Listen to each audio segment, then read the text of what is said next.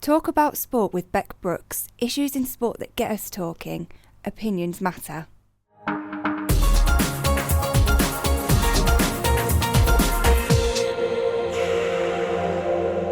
There are issues within many sports. This podcast focuses on those issues that surround football at the moment, and in particular women's football, looking at referees, homosexuality, the FA and more. Poor refereeing is becoming a big problem in women's football, especially at a local level. During one game, 5 goals were incorrectly labelled offside by the referee, giving one team an unfair advantage.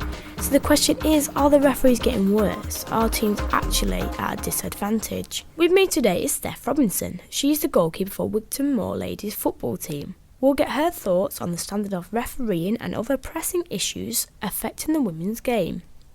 To start with, Steph, what is your opinion of the quality of refereeing at the level you play at? You have many different referees that are different quality at a local level. I think it's just across all sports and all levels of those sports that you'll get bad decisions, you'll get good decisions. The referee's only human, can only see so much. But in terms of at a local level in particular, you'll have referees that teams will have week in, week out. They'll get to know the players, they'll get to know this, that and the other about each team. And sometimes it just becomes at a disadvantage to the opposing team if you're the away team. So I think, and also referees at a local level don't necessarily have up-to-date qualifications and stuff. They'll get the first qualification that they need, like the base qualification, which means they can ref, they'll get paid to do it, but maybe don't keep up to date with new rules that come in or the changing of rules. As it becomes such a problem in local football, especially at the moment? I wouldn't say it's a massive problem, because at the end of the day, you need a referee. You can't play any sport without a referee or an umpire. You've got to remember that at the end of the day, they're doing a job, they're getting paid to do that job. So obviously you expect a certain quality, and when you are playing and you get a bad decision, it's frustrating. But it comes in swings and roundabouts. You'll get some decisions that go for you, some that'll go against you.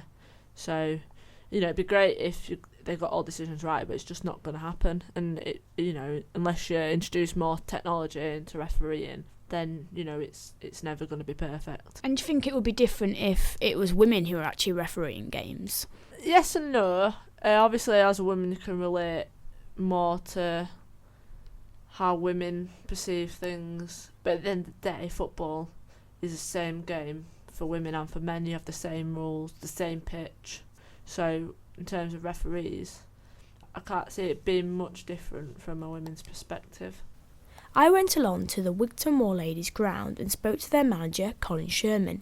He has some strong views on the situation. Referees are quite patronising, again condescending as well.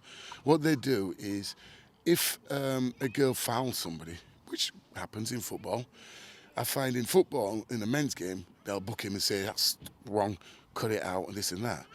And the men, referees, mainly male referees, will say, I don't think she meant it, and don't book her, and don't treat it like the same sort of game. And it is the same game.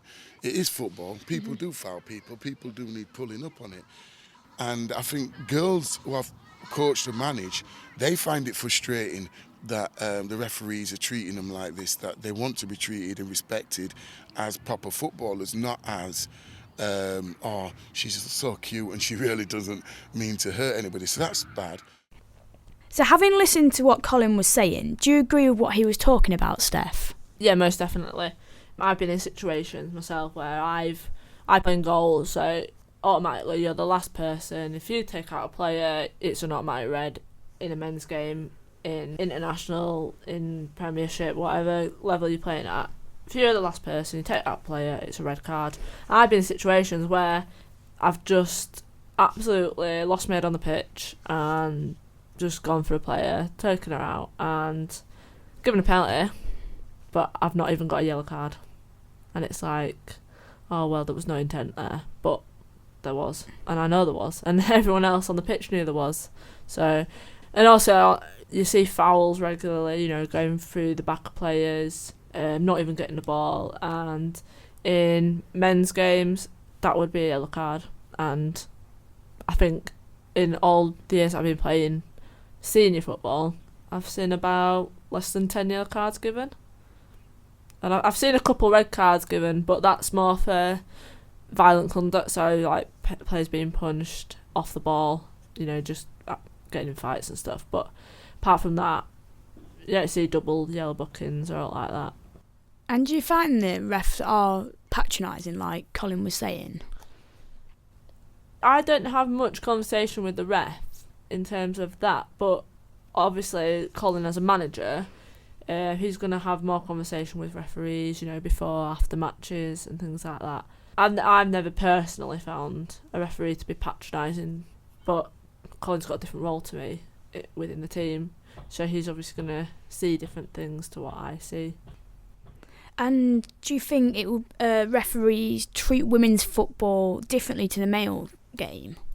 Yeah, definitely, because like I said about the yellow card and the red card thing, you'll see a lot more yellow, a lot more red in the men's game than you will in the women's game.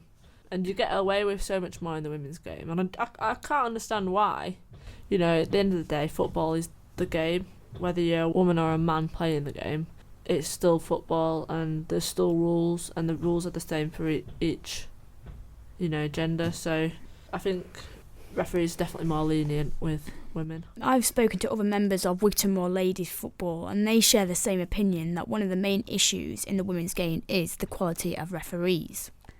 I think one of our biggest issues is the referees because of how we play. We play a very tight line at the back, and the referees tend to turn up to our games thinking it's just going to be a bit of a doddle and just think they don't really have to do anything. So when they do turn up and they're not ready mentally for what we've got, they're a bit shocked and kind of don't really know what they're doing. Definitely referees, very inconsistent and don't really follow the rules as such. So having listened to some of the opinions that Wigton Moor ladies have said about refereeing, if the referees have been qualified to ref the matches, it shouldn't matter what the game plan that Wigton Moor have, for example. Do you agree with that? Colin, as a manager, sets a game plan around our strengths and obviously around the rules. So, like Liv said, we play a tight line at the back to play the offside trap, yet referees are not watching the line properly. So because it's so tight and we play it so high up the pitch, they think that players from the opposition have just run through and they get away with it, when really the referees should be looking and concentrating properly. And the more that it's easy, the more you should realise what game plan we are playing. Referees should be able to see that. And then obviously, but you don't want a biased opinion because obviously they're not going to be offside every time. So, there you go. You just need that consistency that he's got to be watching all the time to make the right decision at that time. And do you think because some of them can't follow the rules, the referees, do you think they should be refereeing the match?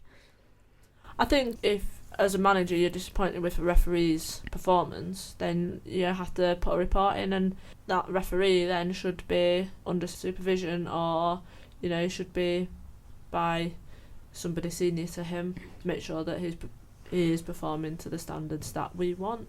Charlotte Kent, who has played football to a high standard for many years and who now plays for her uni, York St John, chatted to me earlier about her feelings and experiences she has had with referees in women's football. We've never had a female referee, and we do have male referees. Sometimes I think with girls there seems to be a general... Obviously a boys' game is probably a lot more physical than a female, so we've had problems with them trying to... Okay, what are they going to allow females to get away with? Because some females, obviously, it's a very bitchy element, and then they say something, and then they're not picking it up as like an insult or free kick. And then obviously there's always sometimes we've had the problems with referees of just miscommunication. Referees haven't turned up to football games, and the wrong pitches. So we have had problems, with getting good referees to the matches. So having listened to what Charlotte's opinion was, Steph, why do you think there is a lack of women who are refereeing games? You could ask the same question about why there's a difference in the number of women actually playing football. We're still not past the dark ages of that, women belong in the house and do the housework and cook tea and all that. Obviously it is improving. It has improved a lot over the last century or whatever, but it's in progression, and that's what you've got to remember. Now we have got I think we've got a couple of women referees that actually do referee in the Premiership, And already, in the first game, she was slated so much. And do you think it's the FA's fault for the lack of quality in refereeing in the game? Yes and no. Yes, because why are they not making sure that referees are kept up to a good standard? And no, because there's only so much they can actually do to ensure this. Have you seen players left frustrated on the football pitch because of the quality of refereeing that they're having to abide by? Yeah, a lot. There's a lot of frustration. At my level football, you turn up to play football because you enjoy playing it, you have a passion for it, and you want to play to the best of your ability. And when something's stopping you doing that's out of your control, and you know it's wrong, and there's nothing you can do about it, because at the end of the day, the referee is in charge of the game. But the quality of referees isn't the only issue within football. Homosexuality, whether it is in the male or female game, is an issue that most people have an opinion on. Recently, Casey Stoney, England international football player, came out as gay on a national radio station. So do the media need to broadcast this kind of information? Charlotte Kent has an important opinion on this. It's a funny one, that, isn't it? Because as much as, like you say, when a famous sportsman or woman does come out as being gay, as much as it has its good effects on the fact that, okay, it helps people, it makes it think, yeah, if they're gay, I can be gay, it gives them the courage. On the other hand, highlighting it and making it such a big deal kind of then has a knock-on effect, where they're thinking, oh my God, because then everybody's talking about it, and then making it a big issue is making it an issue, where sometimes these things, well, if somebody's straight, they don't do media coverage on, you don't come out as straight, it's the norm. So by highlighting and making such issues, whether people are gay, bi, in a sense, it worsens the problem by making it an issue, because then it is spoken about. Charlotte was saying about how we never see in the media footballers coming out as straight, and how it is different for people who come out as gay. They feel like they can't come out or have to publicise it. Steph, what are your thoughts on this? I think that she's right in that, you don't have to say you're straight, because people automatically, it's an automatic presumption that you are straight until you say otherwise. Things are getting better, but it's going to take a long time for it to be that the question is, are you straight or gay, not are you gay. In terms of being a top level footballer and it coming out publicly, I don't see why it has to, because at the end of the day you're playing football. What has your sexuality got to do with you playing football? And do you think because Casey Stoney's come out, there's a positive about that, because now people are going to see as sort of a role model, and people might feel like they can come out easily because she's done that? Yeah, I think, it will help people to come out. But again, why should it be a problem coming out as gay? Because at the end of the day, you are who you are, and whether that's because you like playing football or you like doing certain things, why should you have to feel that a role model will help you say publicly who you are? You should be able to do it without hesitation, sort of thing. Definitely. And do you think it's harder for males at the moment to come out in football because of all this changing room banter that surrounds it? Yeah, definitely. A big difference between men and women's sport is that, especially at a local level, you know, men get showered together, but women don't. And obviously, like, if you've got a male that's gay, there's going to be this automatic presumption that this certain gay male is going to be checking you out or having a look at your body and things like that. And, I think as a male, you want to avoid any friction between your team. You don't want the hassle and stuff. And, as a man, you're expected to be macho. You're expected to be classed as strong. And I suppose people have a presumption that being gay means you're weak. Have you experienced any sort of stereotyping yourself? Not particular, because obviously I think for girls it's more accepting within sport. Because again, there's a presumption that if a woman plays a sport that's kind of classed as a male sport, you're automatically called a dyke, you're lesbian, you're this, that and the other. And things kind of need to step away from that, and people need to realise that not all women are gay because they play what's classed as a male sport. And do you think the media could make people feel more comfortable about their sexuality? Is there something that they could do more of? I think they could just ignore it. Don't think it's necessary for the media to publish anything on anybody's sexuality. And do you think this will change in time, and we'll never be having this conversation again? No one will even be thinking about it? I'd like to think so, but I don't think it would probably happen in my lifetime. The FA is a major support that football teams have to keep the teams from folding. Colin Sherman has thoughts on what the FA could do to improve the women's game. What I think they should be doing is say, look, there is an existing team. They've still got to pick players up and move them across, and they're coming from different parts of the city. They've still got to get lifts for them. They've still got to buy tracksuits. They've got to buy kit. They've got to mark cones. They've got to pay for training. It's ongoing. Now, if they really wanted the women's game to continue, what they would do is say, well, let's look at these teams that are already doing. Let's look at what they're doing for the teams. Let's go and check on them and chat with them. So could the women's game carry on suffering if there's no strong link between the FA and the teams? Obviously, the FA has to kind of follow policies that are given to them by the government, and some of the focus on the current policy is to kind of increase participation. And I think if you look at where the biggest deficit in participation is, it will be at a certain age group, or it'll be women's participation. So if national government bodies are wanting to increase participation in order to gain funding from the government, then they will be looking at the biggest deficits in participation. So there will be improvements, but I think they've got to learn to look after teams better than what they are doing in order for participation levels to grow. And so the media plays a massive part in advertising the sport. Football could be said to one of the main sports that is shown in the media. And the question is whether the media is covering enough of women's football. Steph, what are your thoughts on the amount of coverage that women's football gets at the moment? It's increasing. Could be better, could be worse. Obviously, we get nowhere near as many as the men's do. The men's get every game covered, women's don't.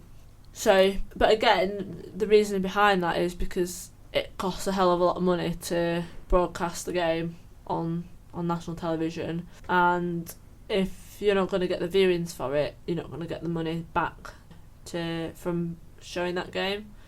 And I think that also plays across in terms of the funding for the women's game, is that the FA aren't going to necessarily get a lot back in terms of revenue from the women's game as they do from the men's game. Finally, what do people want in particular for the future of women's football? I hope the FA listen. I hope that they let the women have their league, a recognised league for themselves, not so much just the Super League, and again trying to get it to mirror the men's, and we've got that, or just trying to compete with America.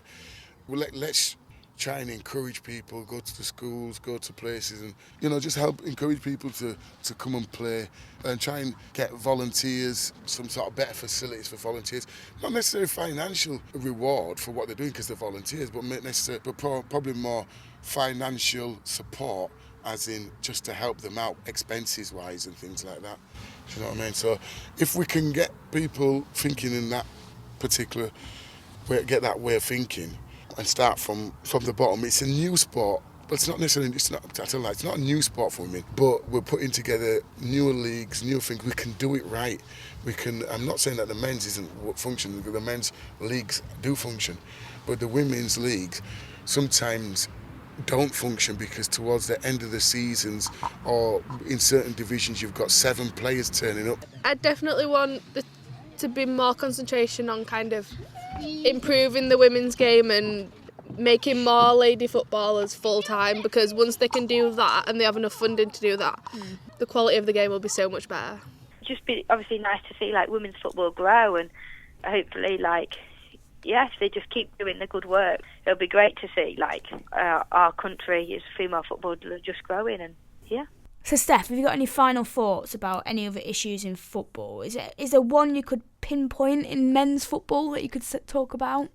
I think at the moment the biggest issue with men's football is the homosexuality thing. I think it needs addressing, and I think it needs addressing soon, because I think you're gonna find that men, as soon as they find out or realise that they are gay, just won't want to play because stigma behind it. I think that is the biggest issue in men's football. So thank you, Steph, for discussing with me today issues surrounding football at the moment. You have been listening to Talk About Sport with your host, Beck Brooks. The next podcast will look into issues in basketball and rugby.